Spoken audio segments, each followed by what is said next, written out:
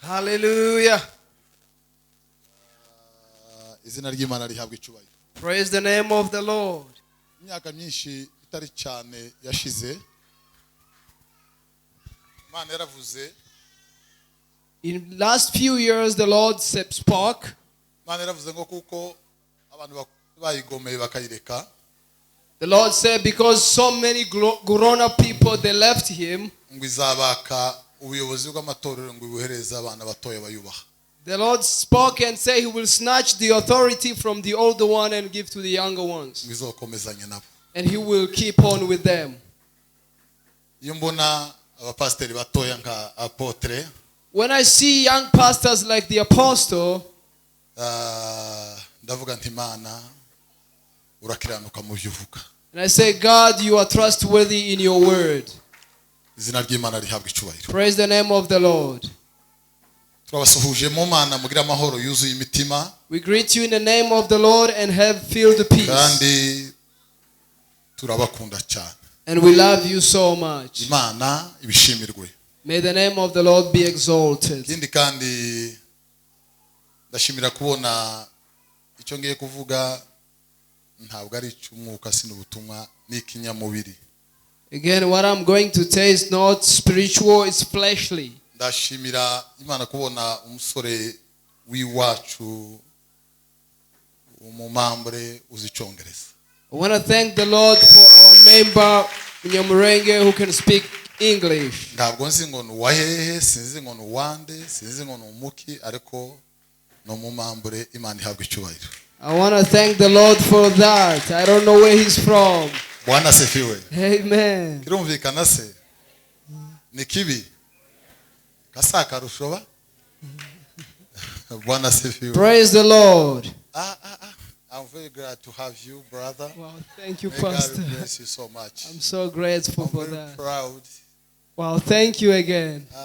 May God bless you so much. Thank you. Ubwo rero ndimugire ngo hari ikindi asigaye tone nka tubiri. Only two remains. Asigaye tone nka tubiri two kwihinzira nkabandagiye. Two, and then we move on. Icyongereza cy'abasaza niko kizakimera. I really love how English it is. Izina ry'Imana rihabwa icyubahiro. Praise the name of the Lord. Bwana sifiwe. Praise the Lord. Reka dusenge. Let's pray. Dushimira itorero, dushimira Apotre. We thank the church and the apostle. Apotre twarabanye nawe bihagije. I lived enough time with the apostle. Tugasubira tukahurira ku kindi. And we met on something special, kitamuvaho ndikimveho, which is not from him and is not from me either. cyo kuba inshuti. To be friends. Nta mbaraga ze ntazanje. He never did something or me. No bushake bw'Imana. It was the will of God. Imana bishimirwe cyane. And we thank the Lord for that. Itorero muri rusange Yesu abaho umugisha. The entire church, God bless Abandi you. mwese Yesu akomeza abagirire neza. God bless you still. Reka rero dusenge. Mana ya Ibrahimu na Isaka na Yakobo, ndagushimiye umwanya n'uyu hantu naha wihesha icyubahiro, uburizemo gahunda zose zikuzimu na Satani, uganze imitima, ubwicibwiye ku imbabazi zawe nyinshi zirengeye kumva no kwemera. Amahoro y'Imana naganze imitima, mwijima wose weyuke mu izina rya Yesu. Amen. Amen. Turasoma ibice nka bibiri. We read two scriptures. Turasoma Zaburi 104 umurongo wa 30. We read Psalms 104 verse 30. Zaburi 104 umurongo wa 30. Psalms 104 verse 30. Wohereza umwuka wawe bikaremwa, ubutaka ubusubizaho ubugingo bushya. Amen. Amen. Twongere dusome mu gitabo cya Yobu. Let's again read in the book of Job. Mirongo 33 no kuri 4. Chapter 33 verse 4. Mirongo 33 no kuri 4. 33:4. Mwuka w'Imana niwe wandemye, kandi guhumeka kwishobora byose niko kwambeshejeho. Amen. Amen. The Spirit of God has made me, and the breath of the Almighty has given me life. Amen. arigiye umuntu aza mu materaniro There is a time where a person comes in the congregation satani kamwiba mu bitekerezo and devil steals the person in the mind. akaba hano mu bigaragara He stays here physically, ariko ibitekerezo n'umutima byibwe biri kure cyane, but the mind is far away. kandi ndongera ngaruke kuri iri jambo And I'm going to come back on this word, naryo ritari ubutumwa. which is not also the good news. Ndimukaje mukunda umuvugabutumwa, Don't love the evangelist, uje mukunda ubutumwa bwiza, love the good news, kuko bizabatera gufana because it will create fanatism kandi nta musaruro uzavamo, and there is no harvest in that. kizagira icyo kimarira imitima. So what will help the heart Ni ubutumwa bwiza bw'Imana budakoze isoni. is the gospel of God, which can never be ashamed. Imana ibahereze umugisha. Praise be to the Lord. Bavandimwe, Brothers, turi mu bihe bigoye cyane, we are in a very critical moment. ibihe byo kwanamuka, Times to get rid from God. ibihe by'abantu gupfa bahagaze, The time where people die standing. ibihe by'Imana gushira mu bantu, The time where God finishes in the heart of people. abantu nabo bagashira mu Mana, And people finishes in God. abantu bagatamuruka nk'igicu cya mu gitondo, People, they pass like the morning cloud. abantu bakagenda berekera iy'urupfu. And people go heading to the death. Ibyo biva kuki? Where does those things come from? Biva ku kwanamuka ko mu mitima They come from the dryness of the heart n'ibitotsi by'urupfu, and the sleeping of death. abantu bagatsikamirwa n'imbaraga z'umwijima And people are oppressed by the power of darkness, zikarenga uko bozikiza. and it gets beyond their ability. Nuko rero abantu bagahinduka abatsinzwe. And therefore people become less victorious. Bibuka umurimbyi yaravuze I remember the singer saying ngo nahatswe na Satani, that I was addicted by the devil. nta cyiza yampaye, He gave me nothing, ngo ampa urupfu rw'iteka, but he gave me eternal death. ngo nirwo ahemba ingabo ze. That's what he rewards to his soldiers. Nibuka ijambo riri mu Baroma I remember the word in Romans igice cya 6:23, chapter 6:23. Bibiliya iravuga The Bible says ngo kuko impembo z'ibyaha ari urupfu, the wages of sin is death, impano y'ubugingo, impano y'Imana n'ubugingo buhora muri Kristo Yesu. but the gift of God is eternal life in Christ Jesus. Impano y'Imana n'ubugingo buhoraho muri Kristo Yesu. The gift of God is eternal life in Christ Jesus. Bibiliya yavuze ngo umwuka w'Imana The Bible says the Spirit of God niwe wandemye. is what created me. Umwuka w'Imana The Spirit of God niwe wandemye. is what created me. Guhumeka kwishobora byose The breath of the living God niko kumbeshejeho. is what makes me alive. Imana yohereza umwuka wayo So God sends His Spirit bikaremwa. and He makes and creates. Imana ngo isubizamo ubutaka umwuka, And so God restores the Spirit in the ngo dust, bukongera bugahembuka. and then the dust will be restored. Guhembuka, Restoration, guhembuka, restoration or revival, kanguka revival, no kubyuka awakening. ntabwo ari ikintu cyandukira. It's not something contagious. Ububyuke ntaho buhuriye na korera, The revival is not related with cholera. kandi ububyuke ntaho busa busanira na Ebola. And revival is not related with Ebola. Bibiliya iravuga ngo nkunda abankunda, The Bible says, I love them who love me, abanshaka n'umwete bazambona. and they seek me diligently will see me. Igihe cyose Imana Every time that God, yiyereka abayishaka. He manifests Himself to them that seek Him. Iburahimu Abraham, ntiyicaye gusa ngo abone Imana, he didn't just sit in order for him to see God, ngo yamaze igihe azerera, He spent time wandering. yamaze igihe kirekire He spent a lot of time ngo yinjira amashamba n'imyonga n'amataba going in forest and valleys, ngo yitegereze izuba and he could see the sun, akabona atariyo mana and he could not see God in the sun. ngo yitegereza ukwezi And he could see the moon, akavuga ngo ibisi imana and he could say, this is not God. yitegereza ibiti He n'amabuye could see the trees and stones, akavuga ngo ibisi imana and he would say, this is not God. ngo atekereza ko hejuru y'ibyo And he thought that above all of that, hari ikindi cyabishizeho there is something that created all of them. nubwo ntarakibona Even though I haven't seen it, ariko ngo kirahari it's there. ngo byatumye yinjira amashamba That made him to enter ngo forest, agapfukama akinginga and he could kneel and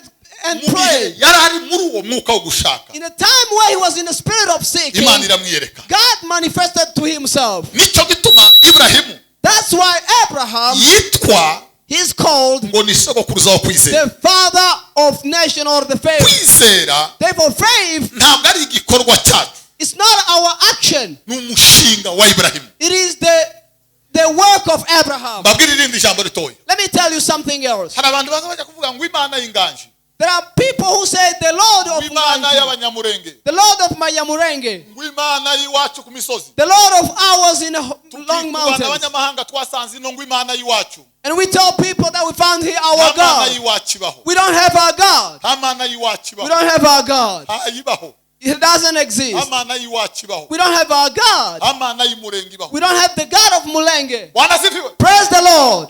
mbere y'uko ubutumwa buzi iwacu Before the gospel came home, abadamu bakibandwa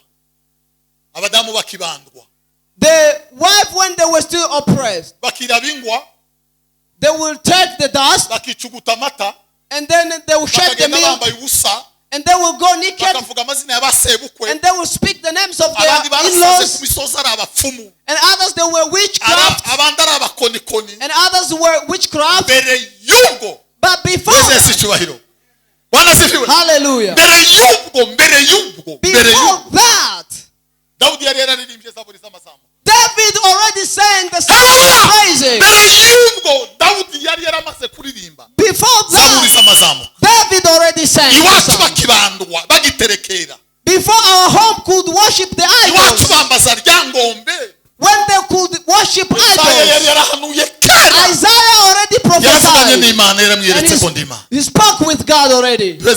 Praise the Lord. wanasifiwe Hallelujah. nicyo gituma pawulo yavuze That's why Apostle Paul said, ngo nubwo ibyitwa imana ari byinshi cyane although many are called God, nyamara ngo kuri twebweho but to we, imana ni imwe with ntabwo the ari one God, imana ni imwe one God, ikitari iy'imana y'isiraheli which is not of God of the Israel, turagishamburiye mu izina rya yesu we rebuke it in the name of Jesus. yesu asenga aravuga When Jesus was praying, he ubu said, ngo nibwo bugingo buhoraho this is eternal ko life, bakumenya that they will know the Son, wari wowe mana yonyine imwe that you are the only God kandi ngo y'ukuri and the true one. haleluya Hallelujah. izindi zose All ndahiba other gods iz'imurenge of Mulenge iz'Inyakenya or Kenya, ibinyoma it's lies. imana ni imwe One God n'imana y'ingabo za isiraheli is the God of the host of Israel. haleluya Hallelujah. avuga The Bible says, wahirwa biringiye uwiteka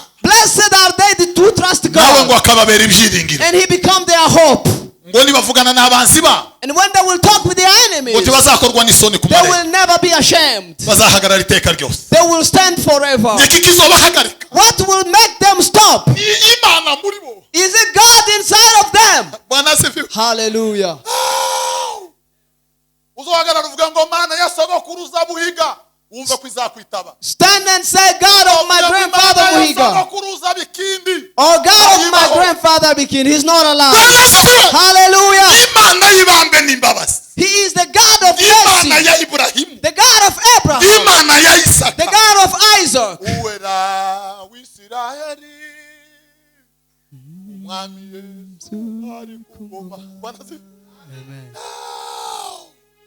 mana sisi ibiri n'imwe We don't have two The man of gods. Israel. It's one, the God of Israel. bibiliya yavuze The Bible said, ngo umwuka w'imana niwe wanjye the Spirit of God made me. igituma abakristu babaho The reason why Christians leave, ntibabaho kubera ko baba mu rusengero, they don't leave because they are in the building church, babaho kubera ko umwuka w'Imana ari muri bo. but they leave because the Spirit of God is in Iyo them. umwuka ari mu bugingo, When the Spirit is in the uwo soul, muntu arahari. the person is alive. Kimwe no ku mubiri, Just like the body, iyo umwuka avuye mu muntu, when the Spirit leaves the uwo body, muntu aba apfuye. the person is dead. Uwo muntu aba apfuye. The person is dead. Wandikire marayika w'itoro ry'isarudi, Write to the angel of the church of Sardis ubwire ngo yewe sarudi we, and tell him, Sardis, ngo wiyita kuriho, you speak that you are alive, nyamara ngo uri intumbi, but you are dead. uri umurambo. You are a corpse. Wibwira ko ufite paruwasi, And you say that you got powers, but you are in the tomb of the dead. kw'Imana yo mu ijuru. The truth is, Abakristo bose batagira umwuka w'Imana all the Christians without the Spirit of God and living in the church, bataramira ku marimbi y'abapfuye. they are on the tombs of the dead. Imirambi iba mu bapfuye, The corpses are in the people who are imirambi iba mu dead, bazima. not in the alive Nicyo ones. gituma Yesu yabwiye abamukurikira, That's why Jesus spoke to the mureke followers. abapfuye bahamba abandi bapfuye, Let the dead bury the dead. nimureke abapfu baje mu bapfu. Let the dead bury the dead. Umukristo A Christian, aza apfusha umuntu w'imbere. he dies, he dies and mourns for somebody Iri within. jambo ni ryo kwizerwa muri Ezekiyeli. This is the trustworthy in the book of Ezekiel. Ubugingo bukora icyaha The soul that sins, nibwo buzapfa. that's what will die. Ubugingo burapfa, The soul dies. icyaha kirinjira, Sin enters inzoga zirinjira, and alcohol itabi enters. rikinjira, The smoke enters uburozi bukinjira, and the witchcraft enters. gusambana The kukinjira, adultery enters umuntu agapfaga. and a person dies standing. Yuda aravuga Jude spoke ngo ni ibiti by'inkokore, and he said there are trees, ngo ni ibicu bitereganywa, there are clouds, ngo bapfuye bahagaze, and they are standing, they are dead ngo alive. bagendeye mu cyaha cya Kayini. They walked in the sin of Bwana Cain. asifiwe, Praise God. Bwana asifiwe. Hallelujah. Iki kidacica umukristo.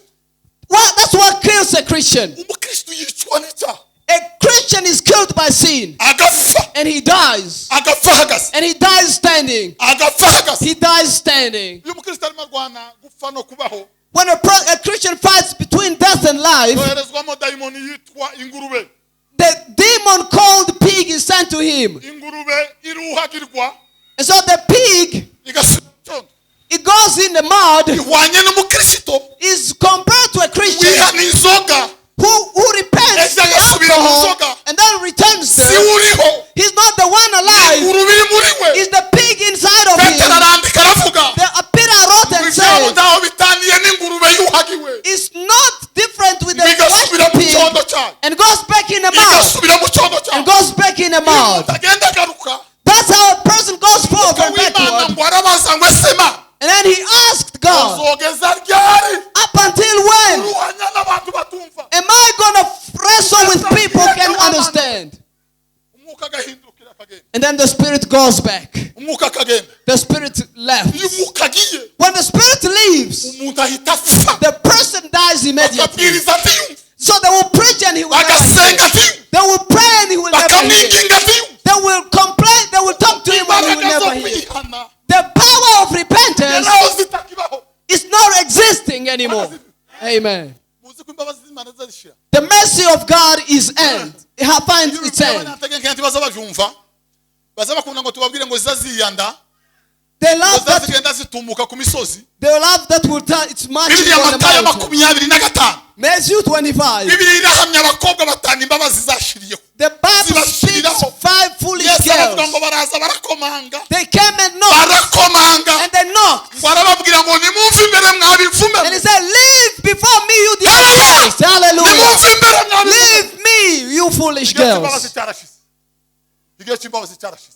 The time of mercy is ended. Wowe uri mu bakobwa imbabazi zizashira, You might be there and the wowe mercy uri is mu bakobwa ended. imbabazi You z'Imana might be in zashira, girls and the mercy of God will wowe uri end. mu bakobwa imbabazi z'Imana You might zashira, be in the girls that the wowe uri mu mercy is bakobwa ended. imbabazi zashira. You might be one of them, the mercy is ended. Barasiba, Hallelujah. Bibiliya iravuga The Bible says, ngo yewe watoro ry'isarudi we, you church of Sardis, wapfuye. you are dead. Niko bimeze ku bakristo bapfuye. That's how it is to the Christian dirt.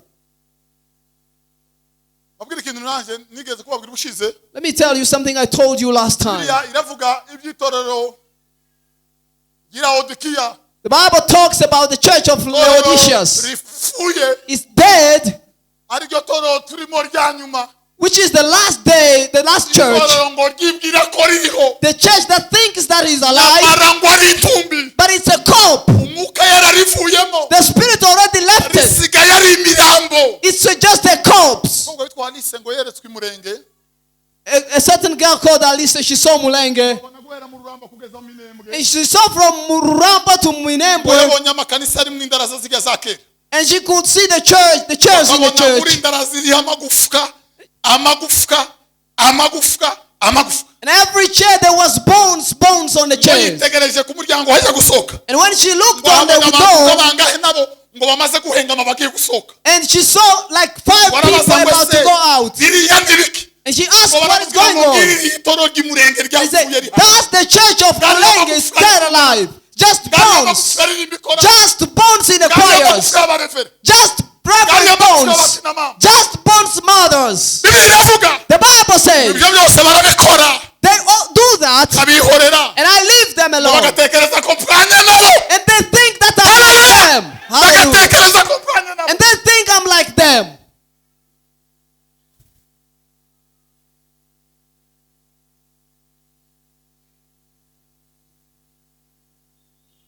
Umuntu yapfuye iyo umwuka avuyemo When the spirit leaves the person, aza yambara ikoti he puts jacket on, bakamukubita amakaravate and they will put the tie, abandi bagafotora and the person will take abandi pictures, bakabona niwe and the person will see is the person. umwuka aba yaravuyemo But the spirit already left. umwuka aba yaravuyemo The spirit already left. umwuka w'Imana aba yaravuyemo. The spirit of God has gone. Bwana sifiwe. Hallelujah. umwuka wamara kuvamo And when the spirit goes, hagasigara ikindi kitari icy'Imana something which is not of God hagasigara will remain. ikinyamubiri. Just the fleshly Yesu stuff. aganira na Nikodemu Jesus spoke to Nicodemus, yaramubwiye ngo ikibyawe n'umwuka and he said, what is born of the spirit nacyo ni umwuka. is the spirit. Yesu aganira n'umugore w'Umusamariya When Jesus spoke to the Samaritan yaramubwiye ngo igihe lady, kiraje and he said, the time is coming, kirasohoye and it's at hand, gusenga data that they who pray the Lord yaramukuri no will pray in the spirit and in truth. Bwana sifiwe. Hallelujah. Wowe nabo nibo data ashaka. That's the one the Lord Data wants. ashaka abanyamuka. The Lord wants the Data spiritual ashaka people. abanyamuka. The Lord wants the spiritual people. Iyo abantu bapfuye When people are dead, baza baririmba they sing, ariko ntibizabigera ku Mana. but it can't reach to God. Ni gute bivuga? What does that mean? Iyo umuntu apfuye When a person is dead, ubukwe mu rugo rwe ntaza butaha. he doesn't lose. Iyo bamubeshe ntaza avuga. When they lie to him, he doesn't Abandi iyo speak. bamubuze neza ntaza anezerwa. And even if they can try to please him, Iyo he will barize never be cyane pleased. ntaza yumva. When they will cry, he will never Iyo abantu hear. bataherutse bahageze ntaza When yishaganya. people won't be there, he will Aba never yarapfuye. check. He's dead. Niko bimeze no mu buryo bw'umwuka. That's how it is Abantu even in the bapfuye spiritual bahagaze. life. People who are dead Bararirimba Imana standing, ntiyumva. they sing and God Barasenga can't Imana hear. ntiyumva. They pray, God Batega can't amaboko hear. Imana They ntiyumva. lift their hands and God Imana can't ibwira hear. Yesaya Isaiah says, biri n'ubwoko bw'abagome. tell to the wicked Ngo niki people, gituma abandi batira ubuturo? Ngo niki gituma abandi batira ubuturo? why did they just miss my living? Basenga sinzobumva. They pray and I can't hear. Batega amaboko They sinzobareba. will lift their hand, I will never look at them. Babwira ngo bahindukire bakizwe. Go and tell them to turn Ngo and bave mu bibi listen byabo and babone leave kunama. their wicked ways and ask me. Bwana sifiwe. Hallelujah. Ariko ijambo ry'Imana riravuga. And the Bible, the word of God Yahishuwe says 22 in Revelation 22, ngo umukwe n'umugeni barahamagarana. the bride and the bridegroom they call. Umukwe n'umugeni The barahamagarana. bride and the bridegroom call. Ngo niba nawe ubyumvise hamagara ngo ngwino. And they say, if you heard it, call, come. Haleluya. Hallelujah. Bakubwira ko wapfuye mu mutima. So that the dead in the heart. Muzi ko abakristo baza bapfa mu mutima. Listen how the Christian die in the heart. Urabona mpuru yahiye. Izitumuka umwotsi se. Haranze zishirira se. Mu isoko iri mu kabucu ntiyogurwa se. Kandi yarahiye. Izisha kandi nta cyabaye. Ikaguma mu zindi yarahiye. Igahinyurwa nuko bashize muri telefone bakatsa. Bati yarahiye. Bagurisha igakora. Uko ndiko abakristo basha mu mutima bagapfa bahagaze bakagaragara ko babaho. Nijoro bambaza ntibyumvikane. So they will, Hey! hallelujah. Amajwi y'itumbi. There are voices of corpse. Voices like demons. Ariko umukwe n'umugeni barahamagarana. But the bride and the bridegroom are calling. And they say, come, oh Niba God. nawe ubyumvise hamagara. Come if you heard it. Haleluya. Hallelujah. Amina biba bityo. sibyo Amen. dore ngo arazana n'ibicu He is coming with cloud. Hallelujah. abazima barara bavugana n'Imana yabo The alive are speaking with the God. wagazuvugana n'Imana mu nzozi byarashize You were speaking with God in dreams, but it's over. ubu ngubu usigaye urota ibikundu ku karota wawe ry'inyama utaguze Now imishito you only dreaming eating meat that ukarota you didn't bakujanye eat. ukarota Wow. bakwicaye ku ijosi And you dream people are standing on abantu your neck. ukarota impyisi zihazi kwirukana And you dream animals chasing the nta kindi person. kikugezeho Nothing you're dreaming anymore. ahubwo ni zone ugezemo That's the territory. n'akarere ugezemo k'ikuzimu It's a territory of hell. ariko that you are Bibiliya in. iravuga But the Bible says, ngo hahirwa abafite mu mitima ya blessed are the people inzira zigana isiyoni ku mana the ways that goes to Zion. iyo Hallelujah. banyuze mu gikombe cyitwa baka When they pass through the valley of Baca, bacyambika when they pass through the valley of igatemba imigazi igatemba and then rivers will flow. bwana sifi Praise God. bwana sifi Hallelujah. ububyuke The revival ni ugukora icyo abandi bokora is doing what others can do, ariko ukagikora mu gihe bataba bagikora and you do it in a time where other people are not doing it. gukora ni icyo abandi bashoboye Is to do what other people can ariko do. ukagikora mu gihe It's revival. kubyuka ntawe bitokundira Waking up is ariko abantu possible. bahisemo gupfa bahagaze But when others are just decide, aravamo aragenda The Spirit of God left. asigara imirambo They left crops. bene sicyubahiro To Bwana pilgrim. sifiwe. Hallelujah. mukristo ageze kwa musobanuzi When the pilgrimage Christian went to the yasanze umugore mu interpreter, gazitiro wari uboswe he found somebody in a fence baramubaza ngo prison, ese urute wa mugabo we and he said, "What's going on?" baramubwira ngo nduko ntari ndi mbere And he said, "I'm the one where I wasn't." mbere wari ute And he said, "How were you before?" baramubwira ngo mbere nibwiraga ko ndi umukristo And he said, "Before I imagined I was a ariko Christian." n'abandi bambonaga And that's how other people could see nyuma ngo me. byari ibinyoma But after it was a lie, akabanje ko nkijijwe kandi ndakijijwe I was lying to people that I'm blessed and I wasn't. namenye yesu I wasn't lying, I was ahubwo lying. ndi umugome kurusha I was a wicked in the things of God. bafitiwe no kwiheba Therefore, I'm surrounded with hopeless. aramubaza ngo ese And he's asked him, imana dukorera the God we serve, ko ari nyembabazi he is merciful. ntibasha kugukiza Why can he save you? baravuga ngo narayihemukiye And he said, I've disappointed ndongera him ndahemuka and disappointed him ndongera again. ndayigomera And again I was wicked. ndayibabaza And I hated aravuga ngo God. nakoze ibintu umunani And he said, I did 8 aravuga things. ngo nakoze ibintu umunani And he said, I did 8 things. cya mbere muri ibyo bintu umunani The first in those 8 things. cya mbere ngo nakeresha amaraso And he said, the first ngo thing, y'umwana w'intama w'imana I stopped the eyes of nakeresha amaraso the lamb of the child of God. kerensa mukiri miti wataho nakuriye nugukaburanya blessed are the pure in heart, because they will see God. bazabona imana They will see God. kuko bazabona imana They will see God. heri wenye moyo safi Blessed are the pure in heart. Hallelujah. umuntu niyeza When the person purifies azaba himself, abaye ikintu he will be something. apana mu ikorari Not in the mu choir, bwami bw'imana but in the kingdom of mu God. gihesha data wo mu ijuru icyubahiro Hallelujah. duheze icyubahiro Praise God. haleluya Hallelujah. azaba abaye ikintu He will be something.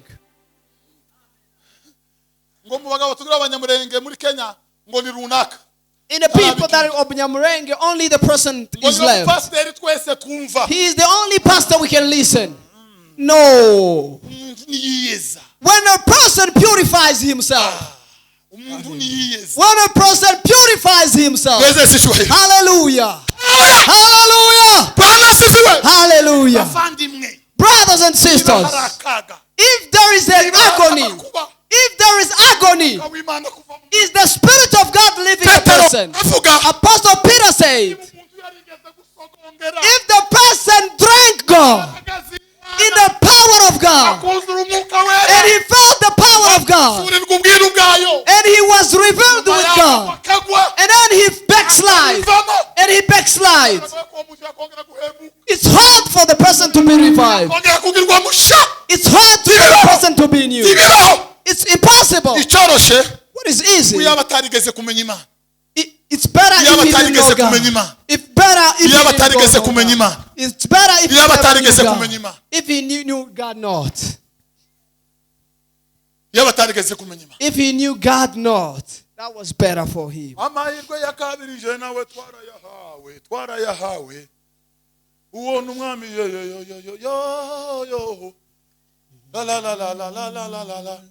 uwo ni nde wahawe amahirwe ya kabiri Who is given the second chance? That's Ezekiel. the king of Israel. Lift up your hands. Hallelujah. He was sick. Severely sick. Severely sick. And then he looked on the wall. And then he said, God, God of power and peace, help me, God. And God forgave me. And he said, you are healed. I'm giving you 15 more years.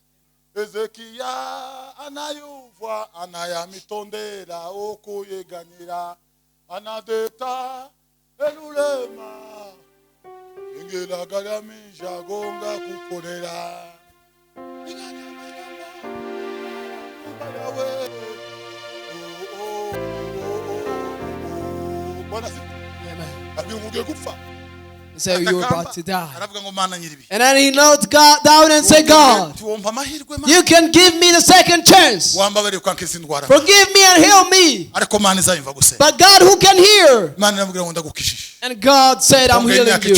I'm giving you 15 more years to live. But when the sickness left, and he backslided, right away he fell. And he invited the Babylon messengers, the people from Nebuchadnezzar, who worship the idols, who worship Nego, who worship all kinds of idols, the witchcraft, all the sorcerers and fornicators.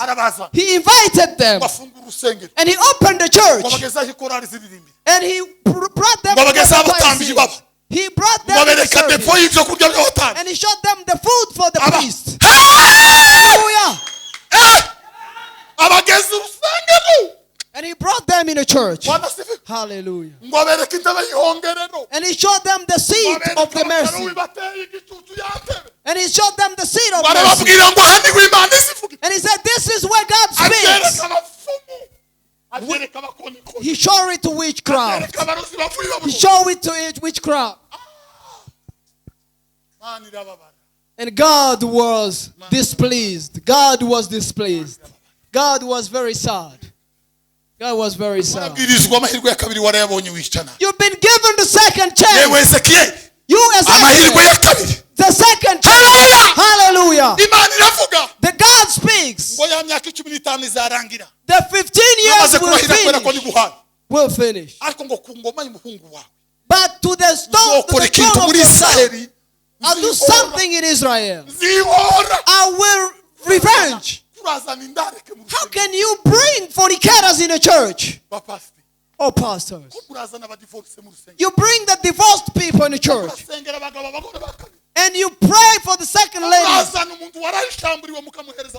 And you bring somebody who did something and be the... Hallelujah. Hallelujah.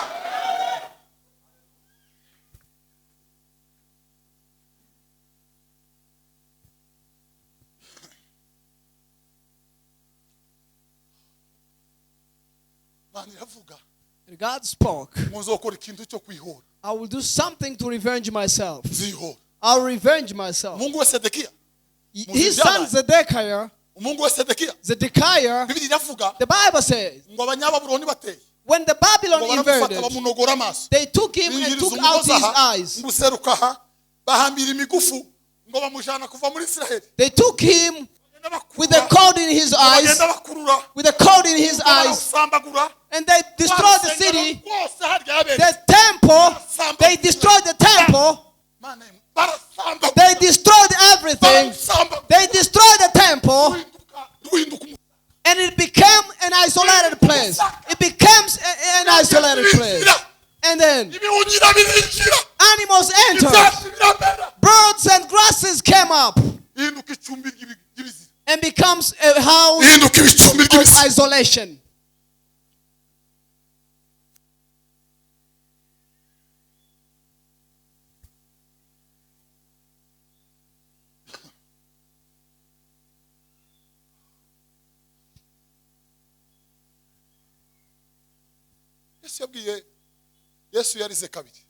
Jesus cried twice. One day Jesus cried coming out of the mountain of Elion, and he went down. He went heading the tombs of their grandfathers. The tombs were on the left side. He was about to enter the gate of mercy. And when he got down on the mountain, he looked on Jerusalem. And he went aside and cried. And he said, "Oh Jerusalem, how many days wanted to cover you, just like the chicken covers its chicks. See your house, your temple. It's isolation. It's just a house which is not lived. From today, I'm talking. Nobody lives there. It's destroyed. It's just there, something they visit. It's forgotten. Yes, Jesus, he could see in the side, and he said, "You are." Yes, and he could see the sea, and he could see the choir that doesn't respect God. And he said, "You are out." And Jesus goes. And then they will do whatever they do, but Jesus is gone. They will sing, but Jesus is gone. They will open churches, but Jesus is gone. Jesus is gone. Jesus is gone.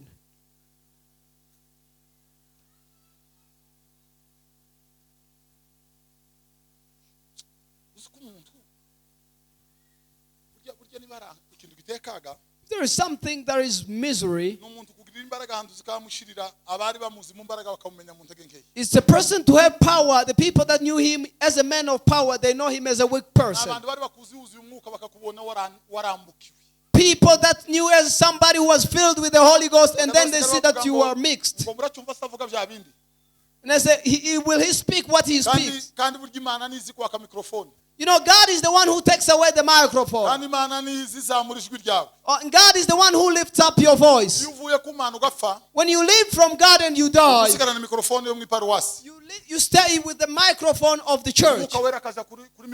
But the Holy Spirit will go to the mixer. And he will take off the voice. And you will do all that you can here. That book is divided into three things. The first thing, nothing. You put gisirimba and you dance, nothing is happening. You lift up your hands, nothing. You take the microphone, nothing. He can see. Because they can't hear what you're talking. The Holy Spirit already took the voice out of the mixer. The Holy Spirit of God is the voice of Christians. The Bible says he sent his spirit and things are created. Things that are dead, it can create itself. It's created by the Holy Ghost. People who are dead, nothing can revive them. Nothing can revive them. It's the Spirit of God. When we are in the fellowship, we are in the atmosphere. We are in the room. Dead people. So that they will be alive and come back to God. The Bible says God spoke to Ezekiel and he said, "Look in the valley." And he said, "What did you see?" And he said, "I saw bones.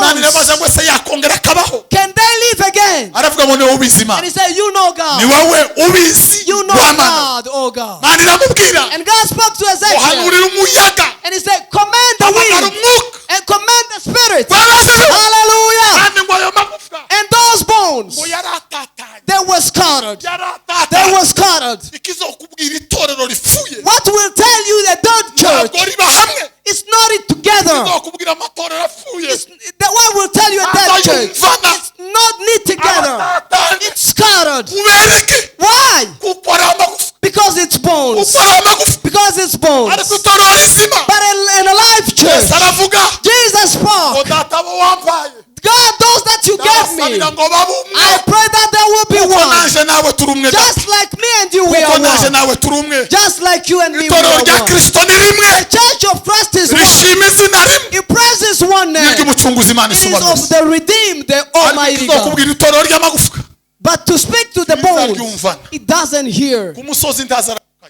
It doesn't greet abo one bapasiteri another. bazabumva igiteraniro bakamategura ikindi They hear cyo the kurwanya cya conference kindi. and they arrange another one. abandi ntibaramutsa ababo They don't greet one another. abandi ntibegerana They don't come together. ntawugira inomero za runaka No one have the number of the fellows. kuko ari amagufwa Why? Because they are bones. arambitse ku misozi. Bones on the mountains. iyo imana iyareba But when God looks at the bones, iyo imana iyareba when God looks at them, ibona imirambo He sees corpse ikabona amagufwa and He sees bones ikabona amagufwa and He sees bones. imana igahamagara abavugabutumwa And God calls the evangelists. ikababaza ngo ese ariya She magufwa said, those bones, yokongera akabaho they live again. natwe tukavuga ngo ni wowe wizi And w'amana we say, oh God, you know. ni wowe wizi w'amana Oh God, you know. ni wowe wizi ko yakongera Oh God, you know that. Hallelujah. Amen. kizokubwira abayumbe bapfuye What will tell you the prayer warrior who are there? ntibaza abahana yambara abayumbe They don't have unity. ni ukuri ntibaza abahana yambu barapfuye They don't greet to one another when they are dirt. ni amagufwa They are bones. Hallelujah. ntibaza ese cyubahiro Lift up your hands to God. ariko mana yaje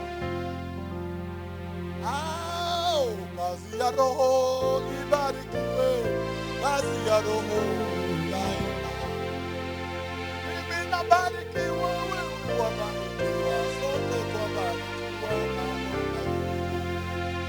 Bwana sifi Hallelujah. kama roho wa Bwana akishuka nitaimba kama Daudi ariko mana yaje we ando mazalani kuringe Hallelujah. ariko mana Israeli we Oh God. iyo Dawudi yahagararanaga na Kora agahagararana na Asafu na bene Asafu And he will stand with Asaph team. Asafu yari konditeri wa Republika pana w'ikorari wa Republika He was a leader of the Republican. zose niwe wakazabigisha Of all the areas. bene Kora nabo And the sons of ngo bari Korah, hano bazabikiriza ku majwi manini natuje they were the one who were back in the low voice and bene Asafu bagatera and Asaph bene Kora could lead. bakikiriza And Korah will bene back Kora up. bari kishana rirenga They will lead. bene Asafu bene Kora bari ka 80 Korah, they were Dawudi 80 and they were wagahagarara 80. hagati And David will stand in the midst. ngo yambaye efodi na tumimu And he will be wearing Imana something. mutaturebe ko ari akandi nkubangikanije ma And he will say, God, see, I don't mix you with any other. urebe ko ari akandi wa See if there is anything I mixed you with. mana Israeli we Oh God of Israel. bene Asafu batera korasi When they will lead in bene fire. Kora ngo And the bikiriza Korah will back them up. Dawudi hagati And David in the midst. Hallelujah. Bwana sifiwe Amen. ngo akavuga ngo Imana yohereza umwuka wayo bikaremwa And they say God sends His Spirit wohereza mu and butaka He sends it in the ground. kongera And guhembuka it's revived again. Hallelujah. bamwe biringira bakomeye mu butegetsi abandi biringira imiryango n'amafaranga ariko ariko Imana yacu Imana ikabwira Dawudi God umuntu told wabatera him. mbandi hedawe uwo batera mbandi ngo ndahiye kwera kwanje ngo zobarinda kimbone ijisho He said, I will protect you as the apple of my eyes. nitawaficha na mabawa ya I will cover you with my wings. Hallelujah. pima Hallelujah. ngo agatora abakobwa 80 Dawudi He could take 80 girls, ngo bisuge Virgin. ku mutima no ku mubiri virgin in the heart apana and in the abakobwa bo muri body. interina bahindutse abagore barimo abanyina Not girls who are wives and they are girls still. Virgin. And we say, dance before God. afata amarebe wisemba shigiro no tunu micecetse barakazi y'abakure ngo Dawudi yisa kabiri kingingingi mana yo babakobwa ngo bihotagura gucya And when the girls go, hallelujah. Amen. ngo Imana kazi kavuga ngo Dawudi ninde wo bate And then David said, who can attack you? umunsi umwe ngo Imana yaravuze One day God spoke, bitanga amasezerano 8,000 gave out 8,000 promises. arayihurubuka irirahira 800 promises. He swore to himself. 8,000 promises. He said, I'm going to be with Israel.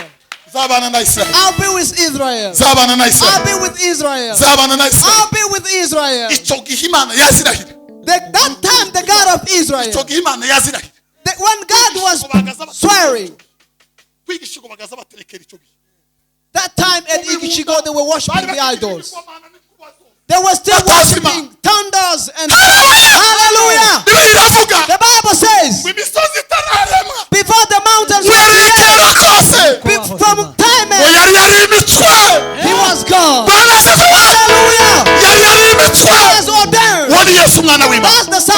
God, Bwana Christ asifiwe. Jesus. Amen. Dawidi ngo yigeze kumubona. David saw him one Ibrahimu time. yigeze kumubona. Abraham saw him one time. Ibrahimu yigeze kumubona.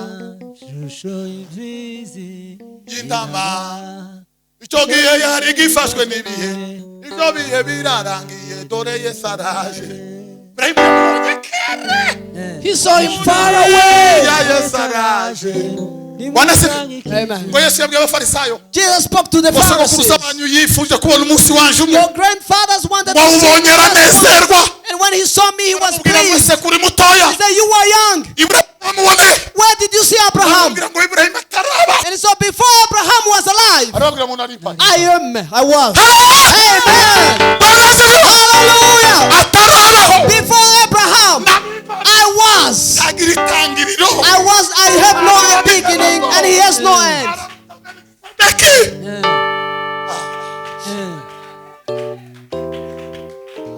Bwana asifiwe.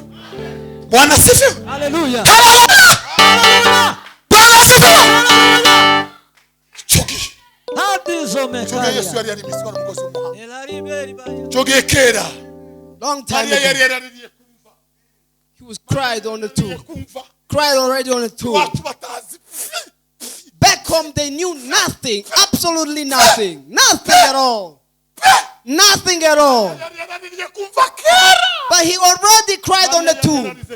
Mary already cried on the tomb. Ye baba we. And he said, oh God. Ye baba we. Oh God. Amagufwa. The bones. Ngo yaratata. They were scattered. Yaratata. They were scattered. Uzi. Murevera w'amagufwa. Do you know a bone reverend? Habaho. He doesn't exist. Kamabwira utuntu nimara mutwumve nimurangiza mwamudufatira nkaha. Let me tell you a few things and hear Abarevera them. w'amagufwa. The bones reverend, Bakunda ngo abantu bahure basenge Imana ivuge. they don't want people to gather and pray so that God Bakunda will amanama ngo speak. tugire utundi tuntu reka ndeke kuvuga ukazina murakazi. They love meetings so they can do stuff. Mifupa mikavita pewa uwale. Na jina la Bwana litukuzwe. Awa wa wa. La la la la la la la. Ukurugendo rusigaye. Ari rugufi cyane. Kandi ruzuma w'agaci. Izina rya Yesu uzatsinda. Tibikana gutangaze. Ubona twararimbanaga. Tugasigirana cyane. Tukagalalala. Kajya mu ijuru ngasigara.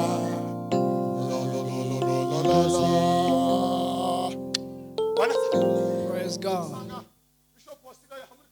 You find a bishop who's in a corner. He said, what can we do, Pastor? Walk with books and say we're still doing that. Say we're still following it. The church already lifted up. The church wakati wa kufumba na kufumbua in the ink of an kandi hour. nk'uko umwuka wajyanye Eliya Just like the spirit lifted Elijah. kandi nk'uko Eliya yajyanye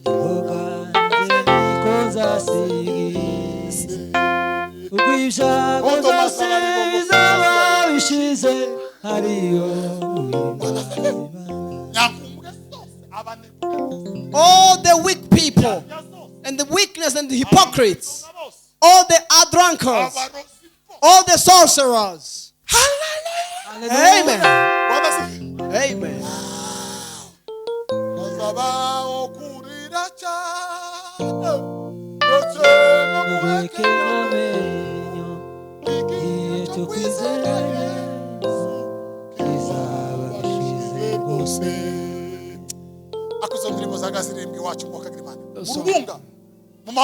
Those songs. We love those songs. abasaza bakicuzuzwa bakaza bakubita inkokora ku rubunga kandi bakaza buzuzwa mu gifaransa batakizi. They could be filled with French and without knowing it. Filled with the tongues of French without knowing them. Amen. Hallelujah! Bwana asifiwe.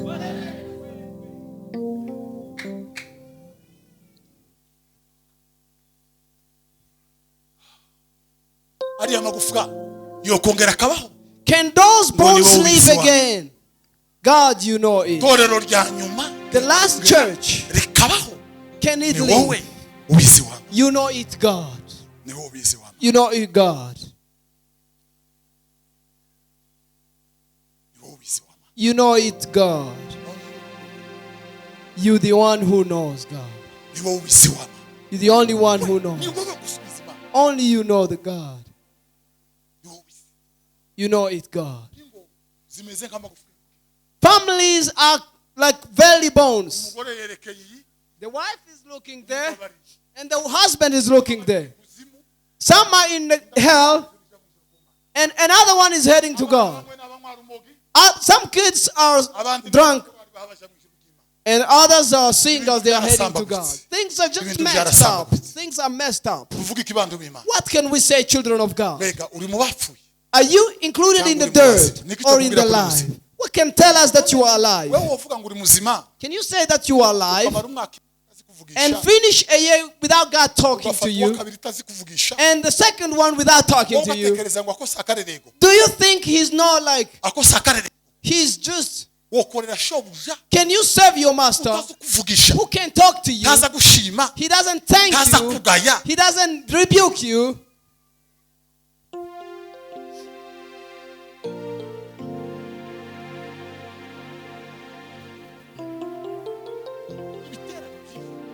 So many conferences, Ibyo abantu bapfuye. they are of people who are dead. Abantu bapfuye. Dead people. Bapfuye bahagaze. People dead alive. Ibiti by'inkoko. They are just dry trees.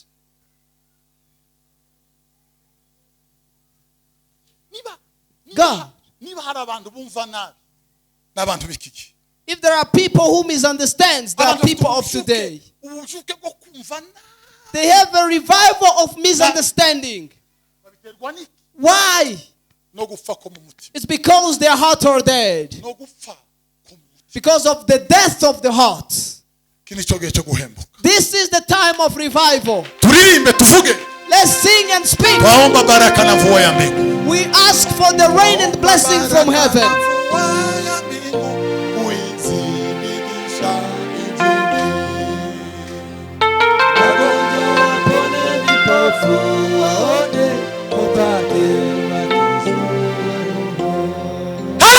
Hallelujah!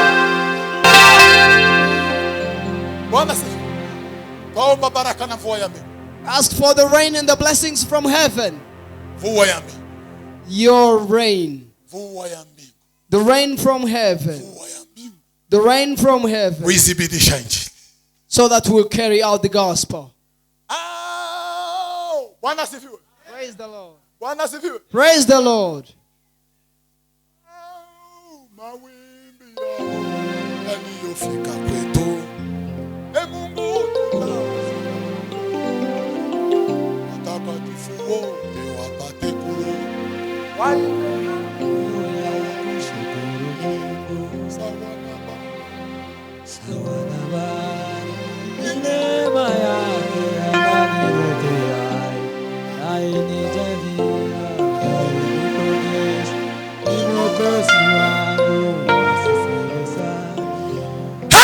Hallelujah! Kanisa lake Mungu patavua. Babwire, muzingorane twagize muvandimwe ndayize. Twagize ingorane z'abantu babyutse batakishijwe. You know, we have people who walk up and they are not saved. Ubu muri iminsi ngize nk'amayinga 3. Menye ko abantu baza babyuka batarakishijwe. I know people, they raise up and they are not. Buzabuza abarozi bakabugira, indarike zikabugira, abasambanyi bakabugira. The revival comes, Bagahanura. and even the adulterers will be revived. Bakaroga. They will preach and they will bewitch. They steal and they preach. Bw'abantu batakishijwe bubaho. That's the revival for the unsaved people.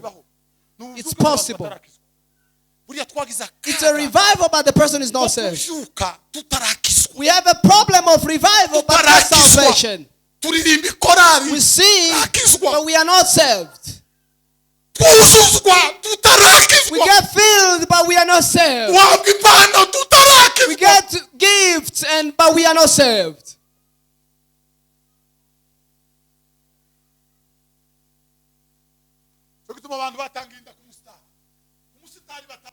That's why people received pregnancy when on the evangelistic mission. A certain man went to the evangelistic mission. They were together and they found them sleeping together. The man was praying, but he was fornicating as well. That's agony. To serve God without salvation. To serve God not saved. That's agony. That's sadness. That's sorrow. It's sorrow. It's just agony. Hallelujah. Amen. The singer said,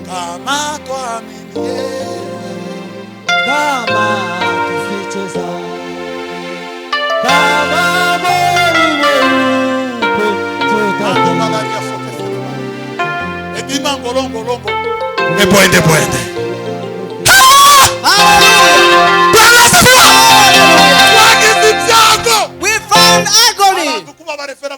People to be reverent and they are not saved. People to be prophets and they are not saved. It's an agony. It's an agony.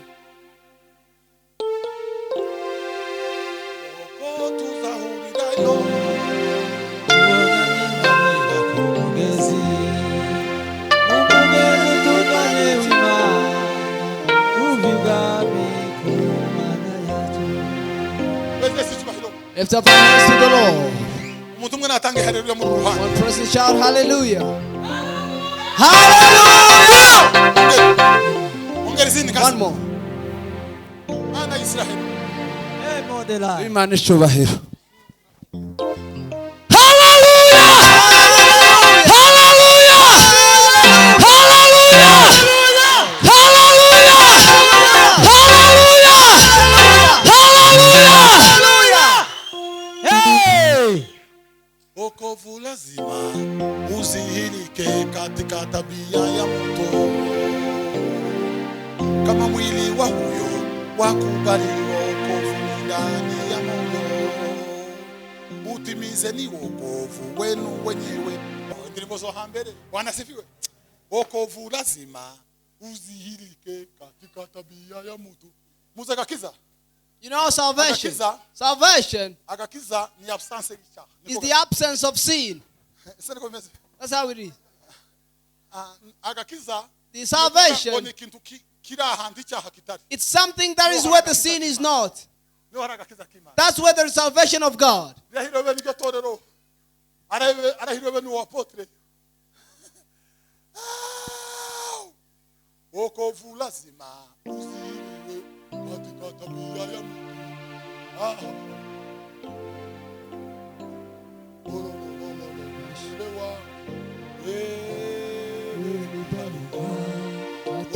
Tewa na kusoma zirabana muri kaseti mwiniyo narimaze zirabana eli wenye mioyo safi maana watamona Bwana siku ya kutabika siku ya Bwana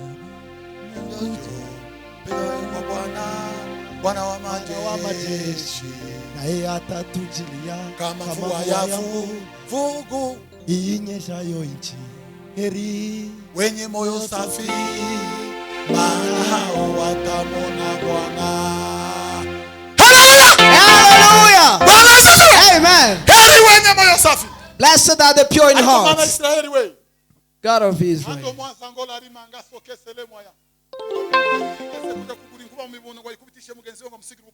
A certain man bought a thunder so that he will thunder the other and be a pastor. They ran and took the thunder out of his hand so that he will be a pastor. wenye moyo safi maana watamona Bwana. Heri wenye moyo safi maana watamona. Hallelujah! Elewa wewe ni barua, watu wote wanakusoma. Maana kazi yote imetimilika katika neno moja, nalo ni Injili. Ni Bwana Jirani yako kama nafsi yako. Bwana twagize akaga. It's an agony ko gukora imirimo y'Imana tutarakizwa. to serve God without self. Agakiza kataragera mu bugingo. Agakiza kataragera mu bugingo. Twagize ingorane. It's an agony. Twagize abantu bakangana.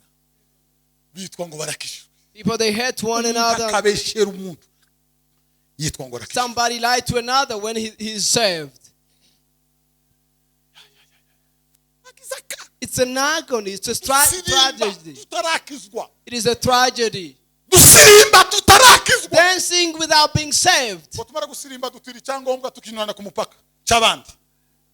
We go dancing and we borrow the passport of somebody and then it's stolen on the borders. And a person memorized the name which are not his.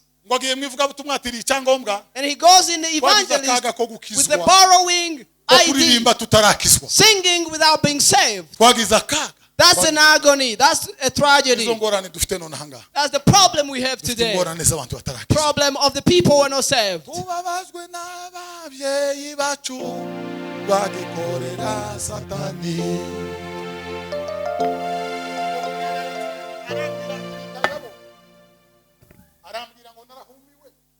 And he told me,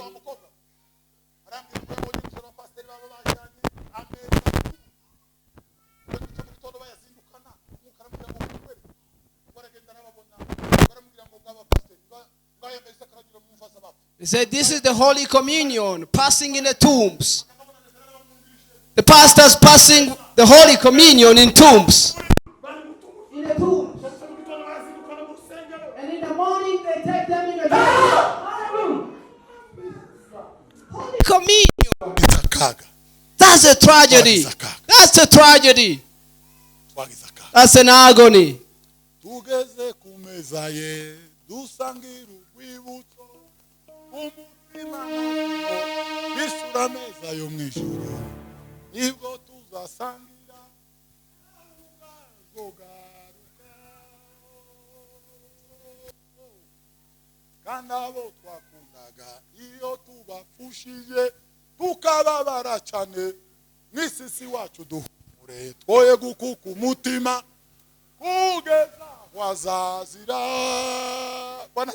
Amen.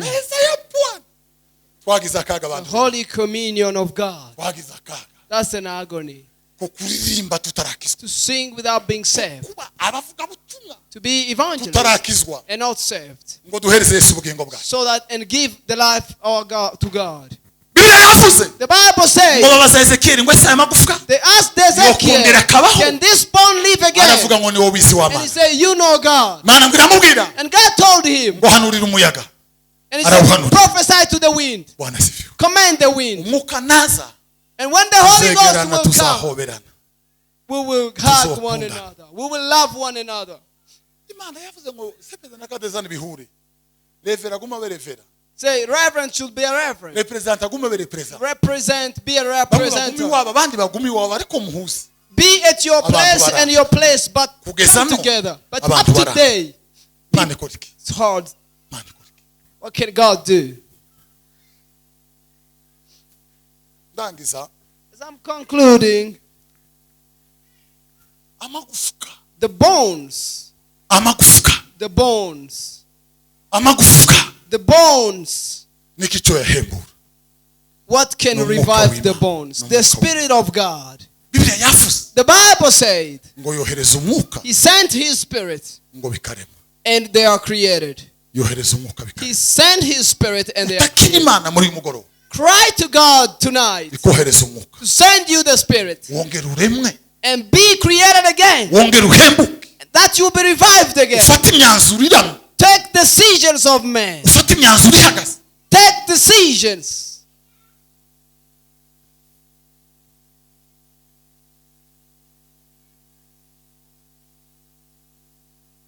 usaba umwuka. Ask the Holy Ghost. Umuntu yaravuze ngo ntoja kubwiriza muri ministeri runaka sinivuze. A certain person said he can't go to preach in a certain ministry. Aravuga ngo Imana yaramweretse ngo abona bose ari imirambo. And he said God showed him and he saw all of them, they are corpses. Ngo ari imirambo iryamiranyeho. And intumbi zabo he said zapfuye. that Aravuga ngo kugeza none ngo haba nubwo isi n'ijuru byo biranduka. Ngo ntiyohagarara aho hantu kubabwira. Ngo arahaseze. and he said he can't go and preach in that ministry because they are all corpses. Murayikunda ibaba mu mutima. Ariko Imana ngo yaramubwiye ngo ni intumbi zapfuye. Amase ku misozi ibintu bijyaniranye. He said God told him that all of them, they are corpses laying one another. Amagufwa. Corpse. Amagufwa. Bones.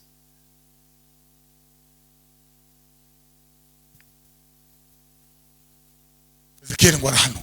And Ezekiel prophesied. Ahamagara umwuka w'Imana. And he commanded the Spirit of God. Ngo araza. And came.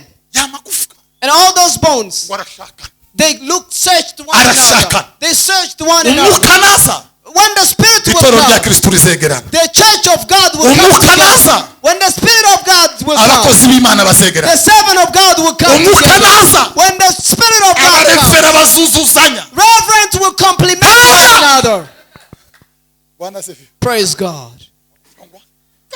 The bones came together. They came together. Ngo hanurira imitsi. And he prophesied to Hanurira the n'inyama. muscles and Hanurira flesh n'uruhu. and to the skin. Ngo ruraza ruryamaho. And he came and slept over. Bahinduka imirambo. And they became corpses. And Aramubwira the Spirit told him, ngo hanurira umuyaga. command the wind. Arawuhanurira And he commanded the wind. ngo winjira muri ya And mafu. it entered in the people, in the bones. Winjira muri ya mirambo. And it entered in the corpse. Birahaguruka And they stood up. ngo yireme inteko. And it became people. Yireme inteko. And it stood. Igihe itorero rizohagara. When the church will call, Igihe rizaba ryuzuye umwuka wera it's w'Imana. when it will be filled with the Spirit of God. Korari ikirema inteko. When the choir will stand. Abamama bakirema inteko. And the mother will be together. Seleza ikirema inteko. And Salazar will be together. Metodiste ikirema inteko. Methodists will be together. Ivyo ntibigirwa n'abantu. It's not made up with people. Bigirwa n'umwuka w'Imana. It's made with the Spirit of God. Dukeneye umwuka w'Imana. We need the Spirit of God. Dukeneye umwuka. We need the Spirit of God. Dukeneye umwuka. We need the Spirit of God. Tugiye gusenga. We're about to pray.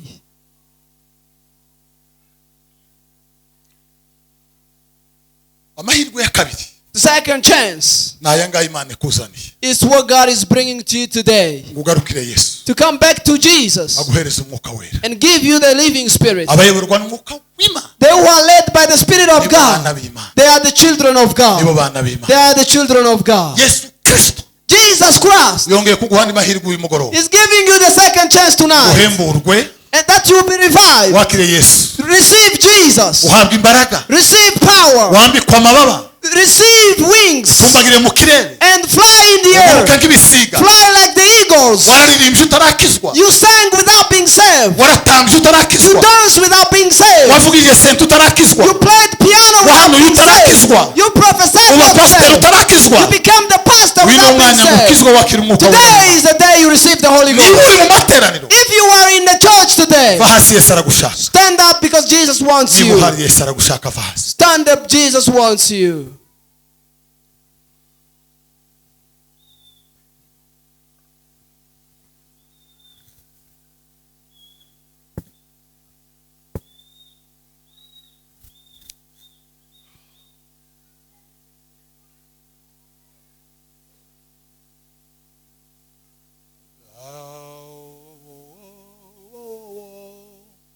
Ni wowe wantaruye uko nzaba nikose Yesu nzagusingiza.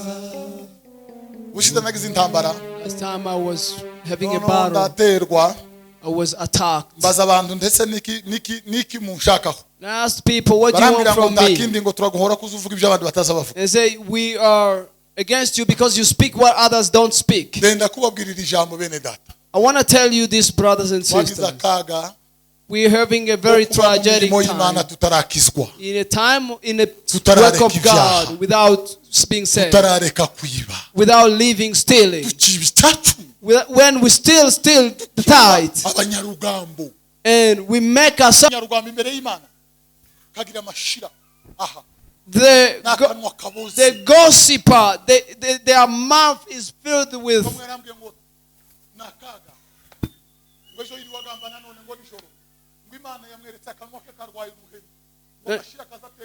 God said a certain man saw that his mouth was sick and he was having, blood all over the mouth.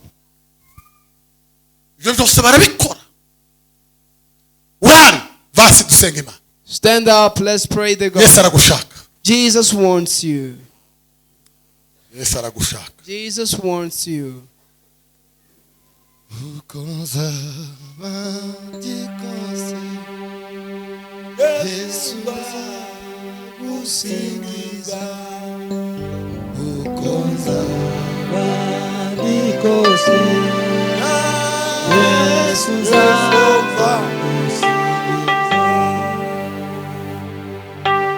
wigeze gutanga itike y'abavuga butumwa bagenda utayibahaye.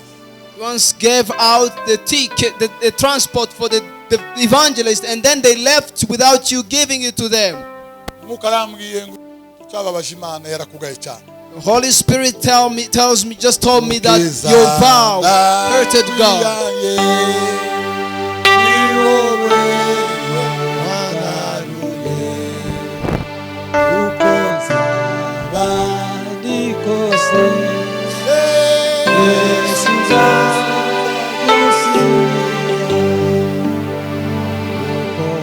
Sabe a potreza senga Imana.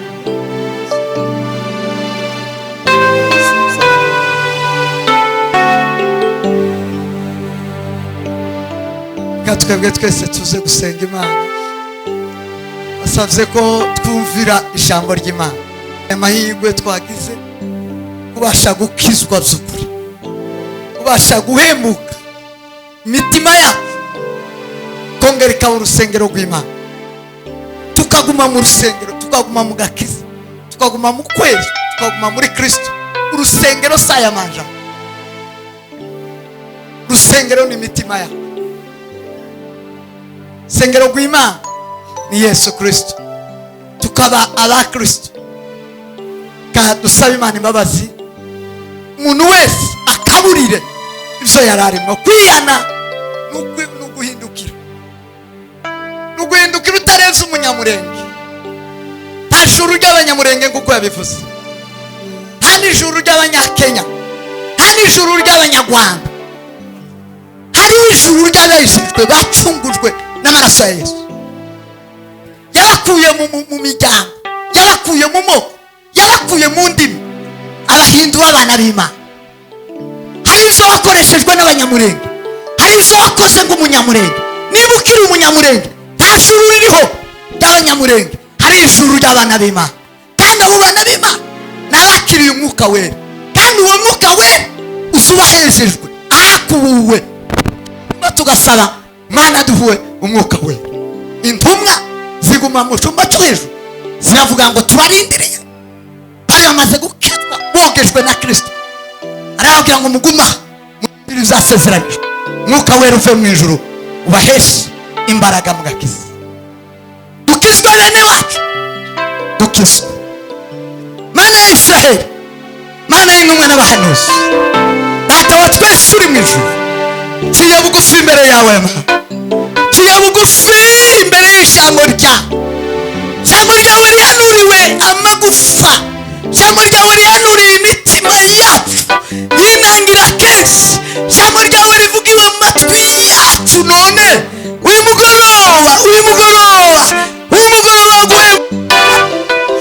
mugoroba kuremwa kandi bundi busha, umugoroba mwami wo gutandukana n'ikizira, umugoroba wo kweza urusengero, umugoroba wo kutabamo kandi mwami data imihango y'abantu, mwami data n'imitekerereze yabo, mwami n'imigenzereze y'abantu. Mwami Yesu, tugirira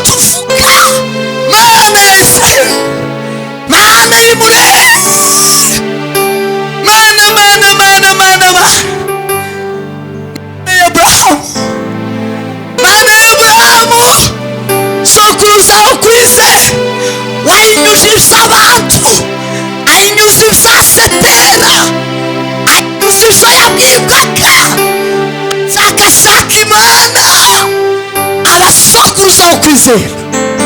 Mana duha imitima ikangutse, duha imitima ihembutse, duha imitima imenya ukuri, duha imitima isobanukirwa, duha imitima iciye bugufi, duha imitima ishaka Imana, duha imitima yejejwe. Datubereye none Mana, kora ku mitima y'abagabo n'abagore b'abanyamurenge, kora ku mitima y'abari mu ikanisa bibwira ko bakorera Imana nyamara bazirikana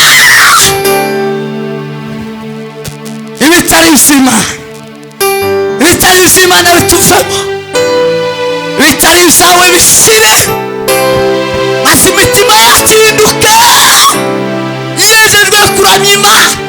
Imana ikavumerera igihugu, Mwami Data ikakigwisha mu imvura, igihugu kigahemuka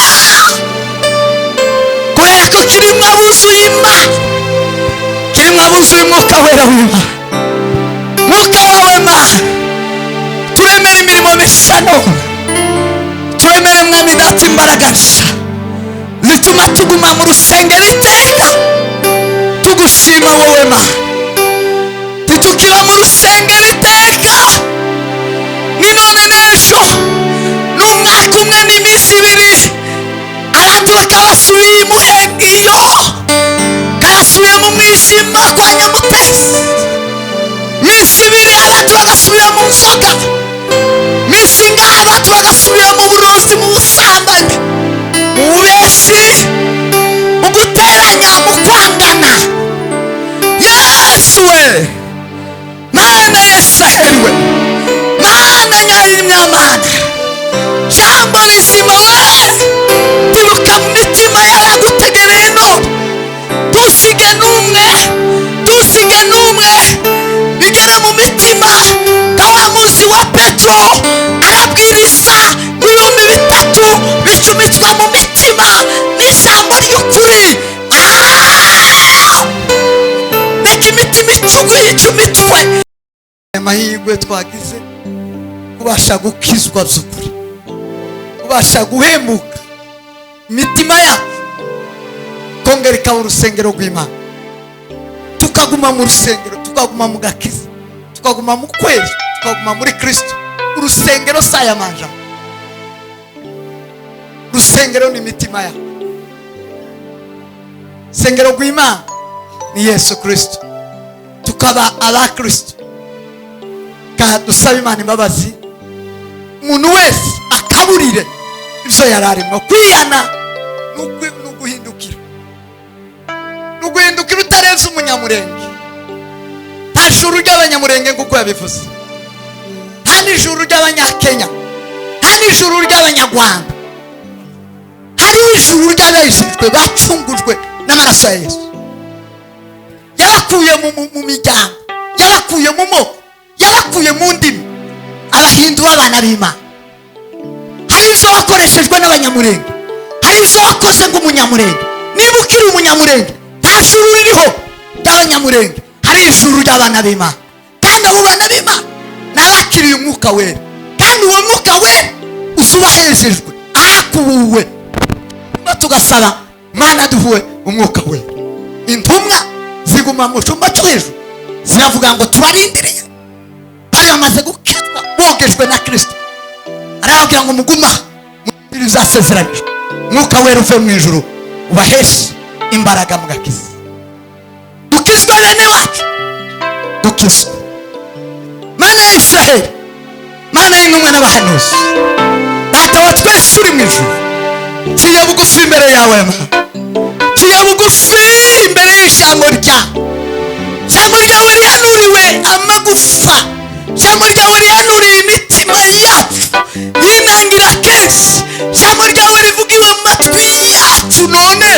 Uyu mugoroba, uyu mugoroba, uyu mugoroba uyu mugoroba wo kuremwa kandi bundi bushya, uyu mugoroba mwami wo gutandukana n'ikizira, uyu mugoroba wo kweza urusengero, uyu mugoroba wo kutabamo kandi Mwami Data imihango y'abantu, Mwami Data n'imitekerereze yabo, Mwami n'imigenzereze y'abantu.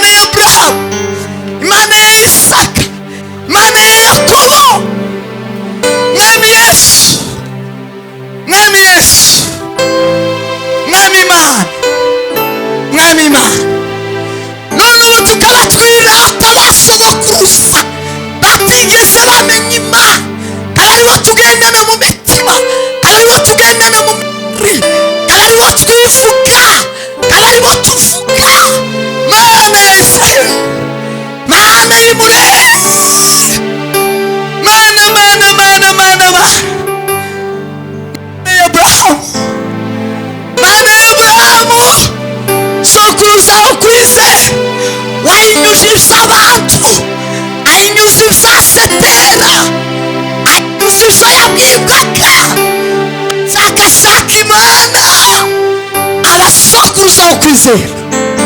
Mana duha imitima ikangutse, duha imitima ihembutse, duha imitima imenya ukuri, duha imitima isobanukirwa, duha imitima iciye bugufi, duha imitima ishaka imana, duha imitima yejejwe.